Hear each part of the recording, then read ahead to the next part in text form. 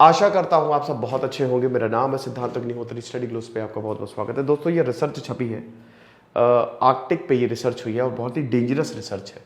इसमें viral spill over risk की बात की गई है, तो हम एक एक करके इसकी बात करेंगे। क्लाइमेट चेंज की वजह से जो ये रिस्क बढ़ता जा रहा है ये काफ़ी ज़्यादा है।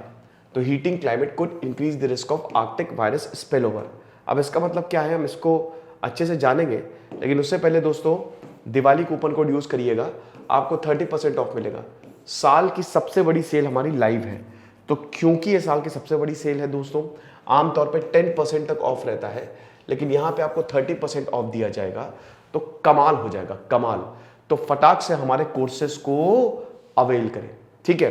सारे कोर्सेज पे 30% ऑफ है, यूपीएससी हमारा बेस्ट सेलिंग है, तो देर मत करें, अभी नहीं तो कभी नहीं। तो यहाँ पे वार्मिंग क्लाइमेट जो है, ये वायरस आर्कटिक ओशन से हमारे एनवायरनमेंट में आएंगे। वायरस स्पिल ओवर का मतलब क्या है? वायरस स्पिल ओवर का मतलब यही है कि वायरस का फैल जाना, ठीक है।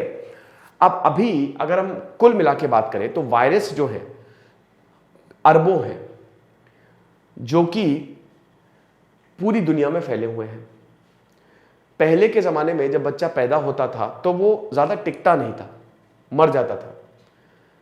4-5 में से 1 ही 2 बचते थे। क्यों? क्योंकि जब बच्चा पैदा होता है तो बहुत सारे चीजें उसको अटैक करती हैं, वायरस उसमें एक होता है, तो जिसमें से वो बीमार पड़ के मर जाता है। लेकिन आज इतनी दवाइयां आ गई हैं कि जैसे ही बच्चा पैदा होता है उसको इधर आइसोलेशन में, उधर फटाफट दवाइयां लगा के उसको बचा लिया जाता है।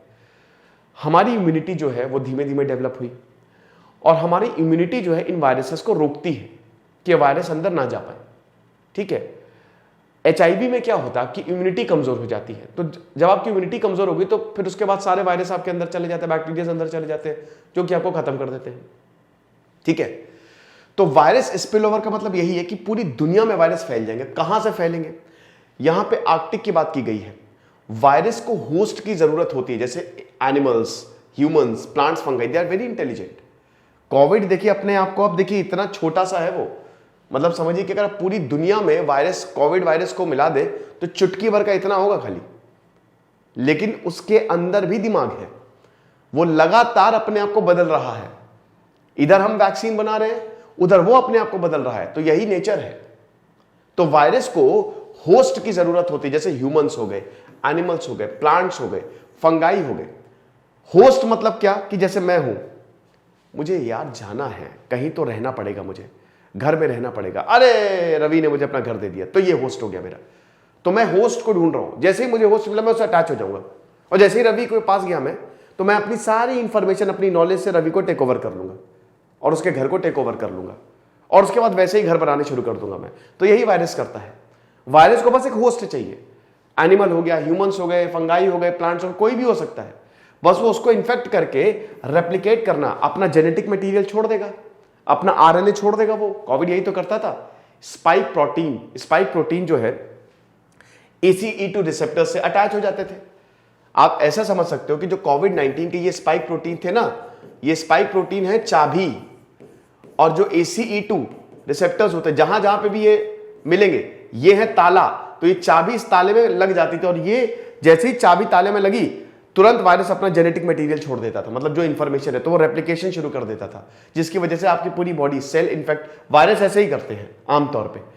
फिर उसके बाद धीमे धीमे आपकी बॉडी को समझ में आता है कि कुछ गड़बड़ हुई है, तब वो जाके प्रोटीन्स बनाता है, एंटीबॉडीज बनाता है, और उसके बाद 5-6 दिन के बाद आप ठीक होना शुरू होते हैं, आपकी बॉडी रिकवर होना शुरू होती है। जब वो एंटीबॉडीज बन जाती है, दोबारा वो वायरस नहीं आ सकता, क्योंकि आपकी ऑलरेडी एंटीबॉडीज बनी हुई है।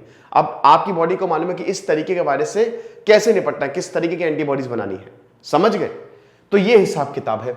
तो साइंटिस्ट कनाडा में, ये इनके जर्नल में जो है वो छपा भी है, लेक हेजन, इस लेक को इन्होंने इस पे रिसर्च की है, और इसके जो सेडिमेंट्स हैं, ठीक है, ये लेके आए, जमी हुई लेक थी, इनके सेडिमेंट्स को लेके आए और इस पे बाकायदा रिसर्च हुई है। लेक हिजन आपको यहां पे देखने को मिलेगी, ठीक है ना, समझ गए हो? तो ये आर्कटिक में है।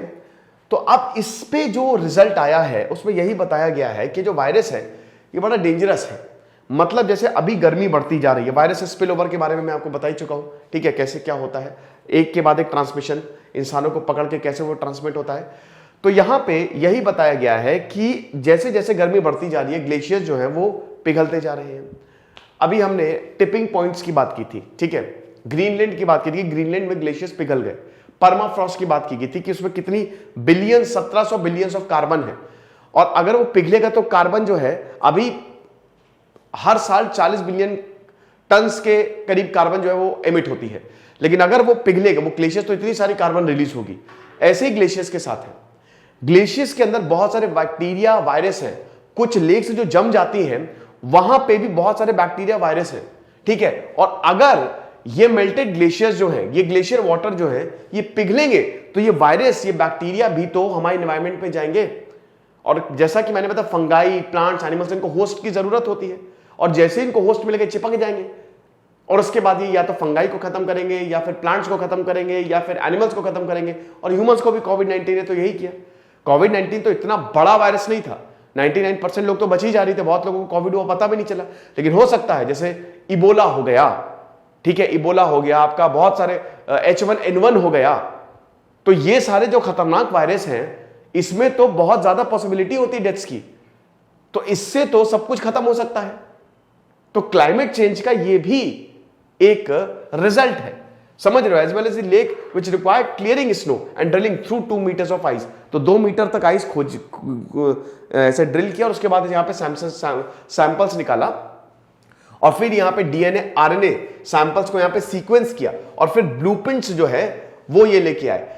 तो इसमें यही था कि what viruses are in a given environment and what potential host are also present, कि सारी पोटेंशियल, कि भैया ये वायरस कितने ज्यादा हैं और कितने खतरनाक है। तो यही पता चला कि पॉसिबिलिटी है कि ये वायरस जो है, ये भाई ग्लेशियर पिघलेंगे और ये वायरस जो है ये फैल सकते हैं हमारे एनवायरनमेंट पे, लेकिन ये पुख्ता तौर पे नहीं कह सकते। देखिए याद रखिए कि ये सिर्फ पॉसिबिलिटी है, साइंटिस्ट ने यही बताया सीक्वेंसिंग के बाद, है ना। हो सकता ना भी हो, बट स्टिल प्रॉब्लम तो बहुत ज्यादा है। तो आई होप चीजें आप समझे होंगे। डेंजरस है ये रिजल्ट, अभी आप देख ही सकते हैं कि इंपॉर्टेंट लिंक है। होता क्या है ना कि वायरस और होस्ट के बीच में ब्रिज होता है, ठीक है, वो साइमल्टेनियसली प्रेजेंट नहीं होते, कि अगर ब्रिज है तो वायरस नहीं, वायरस है तो ब्रिज। ब्रिज मतलब एक कनेक्शन होता है, कि वायरस को अगर होस्ट में जाना है तो एक कनेक्शन की जरूरत, एक मीडियम की जरूरत पड़ती है, वो साइमल्टेनियसली प्रेजेंट नहीं है। तो ये एक हमारे लिए रिलीफ की बात है, लेकिन फिर भी दोस्तों कुछ भी हो सकता है। तो थोड़ी सी डराने वाली स्टडी ये सामने आई है। और वही चीज है कि क्लाइमेट चेंज, भाई जब तक है तब तक हम क्लाइमेट चेंज की बात उठाते रहेंगे, तो क्लाइमेट चेंज की वजह से ये हो रहा है। और जीएस पेपर 3 के लिए तो बहुत इंपॉर्टेंट है ही है ये सब जो है ना, इसको नोट करते हुए चलिएगा, क्योंकि सवाल इसी से आएंगे। इस बार जो सवाल फंसे थे हिस्ट्री के, वो एक तो हमारे कोर्स से फंसे थे, दूसरा मेरे यूट्यूब लेक्चर से तो बहुत फंसे थे।